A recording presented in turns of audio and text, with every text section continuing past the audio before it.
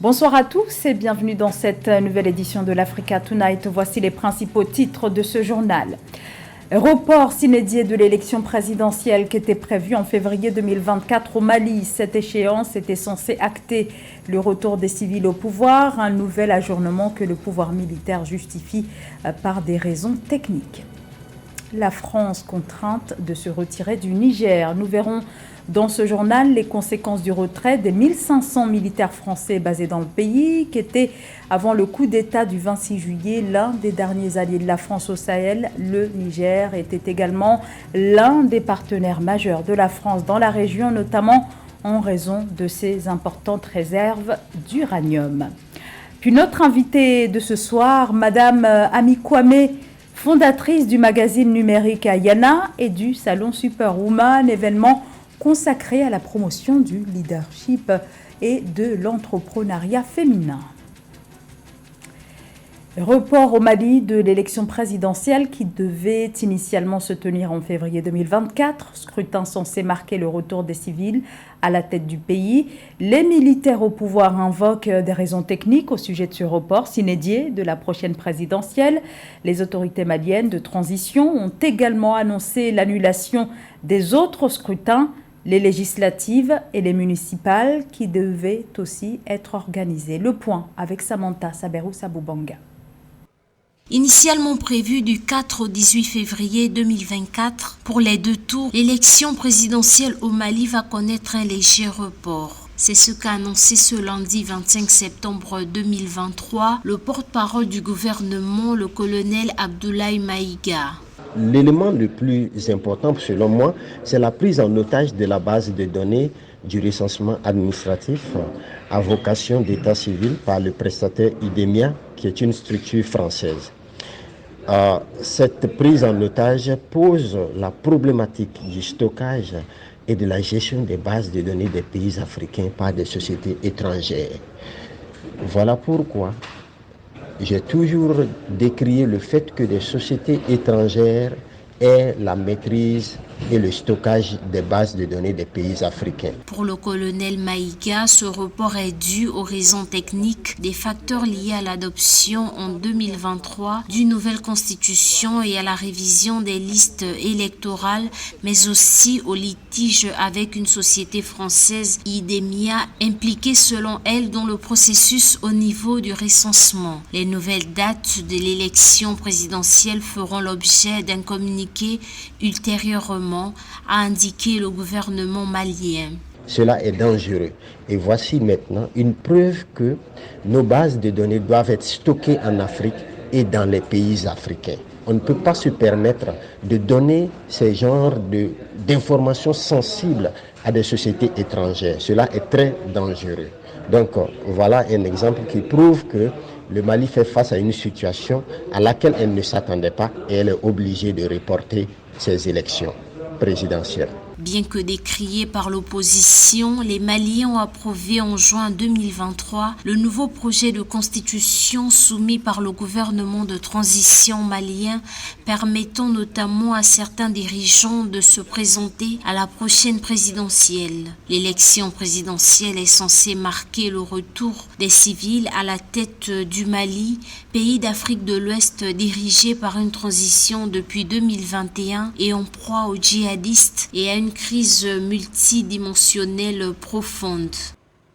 En Éthiopie, les combats ont cessé entre les rebelles du Tigré et les forces armées régulières en novembre 2022. Pourtant, selon une commission de l'ONU et Amnesty International, des crimes de guerre sont encore commis. Face à l'ampleur de la situation, la commission d'enquête sur les droits de l'homme en Éthiopie accuse le gouvernement éthiopien d'avoir échoué à prévenir ou à enquêter efficacement sur les violations. Nana Kamsukom. L'Éthiopie a pendant 2 ans connu une guerre civile qui a fait des milliers de morts et déplacé des millions de personnes dans la région du Tigré. Pour mettre fin à ce conflit, l'Union africaine et les Nations unies ont soutenu les efforts déployés par le pays et les communautés avec la signature de l'accord de paix dit de Pretoria, signé le 2 novembre 2022 en Afrique du Sud. Pour réparer les violations des droits de l'homme commises, le gouvernement met en œuvre un processus de justice transitionnelle devant aboutir à la réconciliation par des mécanismes judiciaires et non judiciaires. The implementation of the agreement continues La mise en œuvre de l'accord continue de progresser de manière significative malgré quelques retards dans l'exécution du processus de désarmement, de démobilisation et de réintégration. Il est nécessaire d'expertiser ce processus et de veiller à ce qu'il soit mené à bien. Selon le comité de justice transitionnelle, des consultations avec diverses parties prenantes au niveau national ont déjà été faites afin de recueillir des informations pour une bonne politique. La mise en œuvre continue de l'accord est une manifestation claire de l'engagement du gouvernement à résoudre les différends politiques par le dialogue et les moyens constitutionnels. Nous entreprenons aussi activement des programmes de réhabilitation et de reconstruction dans les zones touchées par le conflit. Je voudrais réaffirmer que le gouvernement s'engage à consolider la paix et la stabilité dans tout le pays. Malgré que le processus soit avancé, les responsables de l'administration intérimaire du Tigré rejettent l'initiative nationale de justice transitionnelle lancée par le gouvernement fédéral. Ils tiennent pour motif qu'elle n'est pas adaptée et qu'elle ne tiendrait pas compte de la nature des différends ayant généré le conflit dans le nord de l'Éthiopie. Le président français Emmanuel Macron a annoncé dimanche que Paris mettait fin à sa coopération militaire avec les autorités nigériennes et que les soldats français basés dans le pays seraient rapatriés d'ici la fin de l'année. Une déclaration accueillie avec joie à Niamey. La fin de 2 mois de bras de fer entre la France et le Niger qui s'opposaient autour de la présence française au Niger. Alors maintenant que ce retrait est presque acté, quelles conséquences ? Le Niger était l'un des derniers alliés de la France au Sahel. Il était aussi l'un des partenaires majeurs de la France, notamment en raison de ses importantes réserves d'uranium. Aïcha Mouzam. Les relations entre la France et le Niger ont longtemps été fondées sur des bénéfices mutuels, la France offrant une assistance militaire en échange de liens économiques. Cependant, la décision de la France de retirer ses troupes du Niger pourrait avoir des implications pour la sécurité et l'économie du pays. En termes de sécurité, le retrait des troupes militaires françaises fait surgir les craintes d'une recrudescence des attaques djihadistes, cibles de choix pour les groupes terroristes qui exploitent la porosité des frontières pour mener leurs opérations. En termes de sécurité, elle va entraîner, si ce n'est pas déjà le cas, le départ des forces américaines. Or, ces 2 forces militaires étrangères avaient pour but de soutenir l'armée dans sa lutte contre les djihadistes. Et aujourd'hui, ces derniers, les djihadistes, vont avoir des forces nigériennes qui sont aujourd'hui diverties par ce putsch. La fin de 10 ans d'opérations antiterroristes de la France au Niger n'a pas seulement des incidences sur la sécurité du pays. Selon les données du Conseil français des investisseurs en Afrique, le Niger produit 5 à 6% de l'uranium mondial et 20 à 35% de l'uranium français provient de ce pays d'Afrique de l'Ouest. Le montant des échanges commerciaux bilatéraux est évalué à environ 260 millions d'euros. Jusqu'ici, les investissements de l'Agence française de développement au Niger sont chiffrés à 801 millions d'euros, dont 119,2 millions en 2022. Les autorités nigérianes parlent de nouer de nouvelles relations, de nouveaux partenariats avec des puissances diverses, qu'elles soient locales, comme la charte du Lapto Gourma qui a été signée avec le Burkina et le Mali déjà, et d'autres types de partenaires mondiaux. Dans un sens comme de l'autre, il y aura des avantages et des inconvénients. Le Niger va avoir désormais la pleine possession de la maîtrise de son territoire et de sa réponse face au terrorisme. Ça va contenter de plus en plus la population qui montait au créneau pour dénoncer la présence française. Et puis de l'autre côté, c'est un partenaire de poids économique qui s'en va sur le plan militaire. On regardera avec attention les répercussions économiques, mais il n'en demeure pas moins que la France qui se prend vraiment cela en pleine figure va sans doute faire des représailles. Le Niger devra trouver des moyens de relever les défis posés par cette décision et créer un avenir stable et prospère pour sa population en s'ouvrant à de nouveaux partenariats.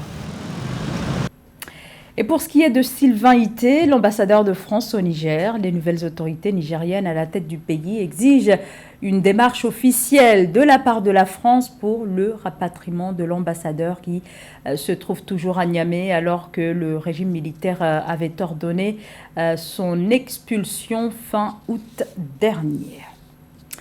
La Somalie pourrait prochainement bénéficier d'un allègement de sa dette de la part du Fonds monétaire international et d'autres bailleurs de fonds, et ce, dès décembre prochain. Une mesure prise sur la base de progrès qui auraient été constatés par le FMI concernant le gouvernement somalien, dont la politique aurait permis de renforcer la collecte des recettes intérieures et la transparence dans la gestion des finances publiques. Mildred Diamou. La Somalie est en bonne voie d'obtenir un allègement total de sa dette auprès du Fonds monétaire international et d'autres institutions financières d'ici décembre 2023. Une évolution consécutive aux efforts substantiels du pays visant à améliorer la collecte des recettes intérieures et la transparence dans la gestion des finances publiques. À l'issue des discussions avec les autorités somaliennes le 21 septembre 2023 et d'une évaluation des performances dans le cadre de la facilité élargie de crédit, le Fonds monétaire international a salué les progrès du pays dans la mise en œuvre des réformes recommandées pour reconstruire son économie en dépit des multiples défis. Au cours des dernières années, la Somalie a fait preuve d'une discipline budgétaire exemplaire et a en même temps augmenté la collecte des recettes visant à améliorer la qualité de la gestion de son économie. Donc plus de 2500 milliards vont être annulés dans la dette de la Somalie. C'est à peu près comme si on apportait à la Somalie 2500 milliards de plus dans son économie. D'où la nécessité de maintenir le cap et surtout d'améliorer aussi la gestion qui permettra à la Somalie d'alléger les dettes bilatérales. Laura Jaramillo, chef de mission du FMI pour la Somalie, a déclaré que le pays avait rempli l'essentiel des conditions nécessaires pour bénéficier d'un allègement total de sa dette. L'allègement prévu soulagera le fardeau de la dette de la Somalie, le réduisant à 557 millions de dollars, soit environ 10% de son produit intérieur brut, par rapport au niveau actuel de 3,3 milliards de dollars, ce qui lui permettra de mieux faire face aux entraves à la croissance économique. Cette discipline budgétaire va nécessairement pousser le pays vers une optimisation des recettes, mais aussi une organisation de la rentabilité économique sur des bases nationales. Donc c'est un exemple à suivre par les autres pays pour éviter que les pays ne continuent à entrer dans le sable mouvant de la dette. En juillet 2023, les accords d'allègement de dette signés représentaient 76,8% de la dette totale de la Somalie, selon les données du Fonds monétaire international. Ces données montrent par ailleurs qu'en 2023, la croissance de la Somalie devrait être modérée, se chiffrant à environ 2,8%, tandis qu'en 2024, les recettes intérieures du pays devraient rester robustes, soutenues par des réformes clés, notamment la mise en œuvre du système douanier automatisé à Mogadiscio. Place maintenant à notre invitée, Madame Ami Kwame, fondatrice du magazine numérique Ayana et de l'événement Superwoman, un événement dédié à la promotion du leadership et de l'entrepreneuriat féminin. Bonsoir. Bonsoir. Alors, on revient sur la dernière édition justement de la Superwoman qui s'est tenue ici à Paris le 23 septembre dernier. Pourquoi cet événement et quel était précisément son objectif? L'événement a été créé depuis 2013, donc ça fait 10 ans qu'il existe. Et cet événement a pour objectif principal de créer un centre et un moment pour les femmes, pour réseauter, pour parler de leurs histoires, parce que c'est très important pour s'inspirer et se motiver. Et à Paris, c'est la deuxième édition qu'on organise ici aux Galeries Lafayette. Alors justement, la Superwoman a été organisée aux Galeries Lafayette ici à Paris. C'est une chose assez inédite qu'un événement qui tourne autour de la femme noire soit organisé dans ce lieu-là. Oui, c'est vraiment inédit et on est très reconnaissant pour nos partenaires. Notre partenaire Les Galeries qui a accepté de nous recevoir depuis 2 années maintenant. Pourquoi? Parce que les communautés africaines, c'est les femmes africaines, donc déjà ont envie justement d'être dans ce genre de lieux et n'ont pas envie d'être clivées, diversifiées et on va dire cantonnées dans des endroits ou dans des rôles qui ne sont pas forcément les leurs. Et être aux Galeries Lafayette, pour nous, c'est un symbole qui montre que les femmes africaines de la diaspora ne ont accès à tous les endroits et ont droit à tous les espaces qui ne sont pas forcément liés à leur couleur de peau ou leur origine. Donc c'est un pas vers plus de représentativité. Plus de représentativité pour les femmes de la diaspora, en tout cas, ici en France. Alors quel bilan justement pour cette édition 2023? Quels ont finalement été les temps forts de cet événement? Alors les temps forts ont été de parler d'abord de la santé mentale pour les femmes noires de la diaspora. Le thème était diversité, être soi avec sa double culture. Donc il était important de parler de quel est le poids en fait en termes de santé mentale pour ces femmes-là. Nous avons une marraine aussi qui s'appelle Madame Christine Diané qui a partagé son histoire de panafricaine qui était pour qui il était important de s'enraciner, mais d'aller aussi vers les autres, pas seulement dans sa communauté.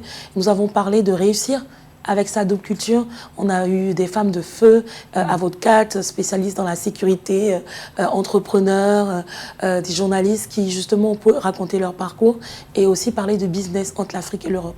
Alors, au-delà des échanges, on sait que cet événement, voilà, ça fait à peu près 10 ans que ces rencontres se tiennent. Est-ce qu'il y a eu des initiatives concrètes qui ont été prises dans le cadre de ces rencontres?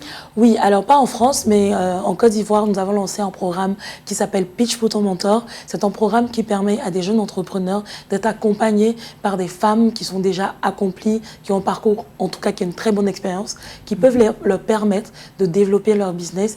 Et on a un accompagnement aussi avec une banque locale qui les aide à être financés. Là, on peut voir des images, je crois, de la récente édition. Est-ce que vous pouvez peut-être les commenter Là, c'était le cocktail juste en haut, là, et on a eu une DJ.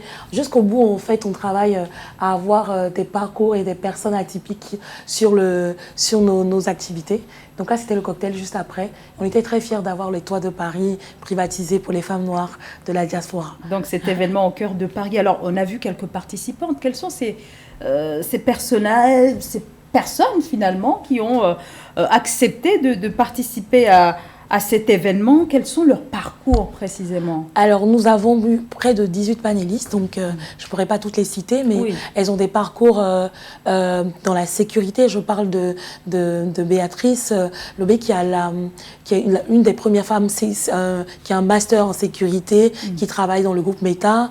On a des entrepreneurs, donc une entrepreneur qui a lancé sa entreprise de FinTech entre l'Afrique et l'Europe. On a des psychiatres, aussi une psychiatre, pédopsychiatre, qui va justement accompagner les femmes et les enfants dans leur accomplissement. Donc, elles sont nombreuses et leurs parcours sont très intéressants, en tout cas.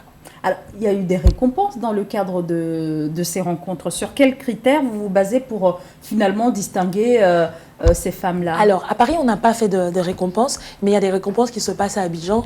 Il y a 2 critères. Le premier critère, c'est le voting, la communauté qui va voter pour ces femmes-là. Le deuxième critère, c'est naturellement leur impact dans leur environnement, leur envie de partager leur parcours et également leur aura, on va dire, tout simplement autour d'elles. Donc leur impact au niveau de la société. De la société, de l'entreprise et leur histoire aussi qui peut être très particulière parce qu'on a besoin de voir des modèles et de toujours avoir des exemples, je dirais, à suivre ou en tout cas à regarder pour pouvoir se motiver, s'inspirer. Finalement des parcours inspirants, quoi. Super inspirant. Très bien. Alors qu'est-ce qui vous a conduit à vouloir mettre l'accent sur la promotion du leadership féminin? Parce que j'ai compris que, on va dire à diplôme égal, à formation égale, les femmes sont très performantes, elles arrivent à toucher leur milieu, mais à être plus impactantes dans leur environnement. Malheureusement, développer le leadership et la confiance en soi, c'est le gap qu'il y a entre les femmes et les hommes. Comme on dit, une femme va avoir du mal à faire une demande d'augmentation salariale, à accepter une promotion, parce qu'en elle n'a pas assez confiance. Et se retrouver dans un environnement où elle voit une femme qui se dépasse, qui pousse, peut justement la motiver à changer. Et c'est ça qui était important pour moi. Alors, peut-être un dernier mot. Quelle place pour la diversité de la diaspora africaine dans dans ce salon. Alors, est-ce qu'il y a eu des femmes qui étaient originaires aussi bien de l'Ouest que de l'Est ou encore d'Afrique du Nord? Alors, de l'Afrique du Nord, pas cette année, j'en ai pas vu, mais l'année dernière, on avait des femmes de l'Afrique du Nord, mais on avait des femmes qui venaient de l'Afrique de l'Est, du Cameroun, de la Côte d'Ivoire, du Sénégal, du Mali. Et c'était très enrichissant parce que chaque culture et chaque pays s'est représenté, mais tout ça dans la différence, mais dans l'unicité en même temps. Donc, c'est aussi mettre en avant la diaspora, et ses talents, mettre en avant la diaspora et ses talents, mettre en avant notre culture d'origine aussi, et se dire que quel que soit le pays et l'endroit où on est, on a la capacité de posséder l'espace et d'y arriver. Très bien. Un grand merci à vous, Ami Kwame. Merci d'avoir répondu à nos questions. Ami Kwame, fondatrice du magazine numérique et de l'événement numérique Ayana, je précise. Oui. Et de l'événement Superwoman, dont la dernière édition s'est tenue le 23 septembre dernier. Merci beaucoup. Merci. Un mot de sport avant de refermer ce journal avec l'Algérie qui décide de ne plus postuler pour l'organisation de la Coupe d'Afrique des Nations 2025 ou 2027. Décision surprise communiquée à quelques heures de l'annonce par la CAF, la Confédération africaine de football. Ce mercredi 27 septembre, des pays sélectionnés pour l'organisation de la CAN 2025 et 2027. Les autorités algériennes expliquent que ce retrait est motivé par, je cite, la nouvelle approche de la Fédération algérienne de football relative à la stratégie de développement du football en Algérie. Avec ce désistement, l'Algérie laisse maintenant la voie libre au Maroc, qui était son principal adversaire dans ce dossier de l'organisation de la CAN. Et c'est la fin de cette édition. Merci de nous avoir suivis. L'information continue sur Africa 24.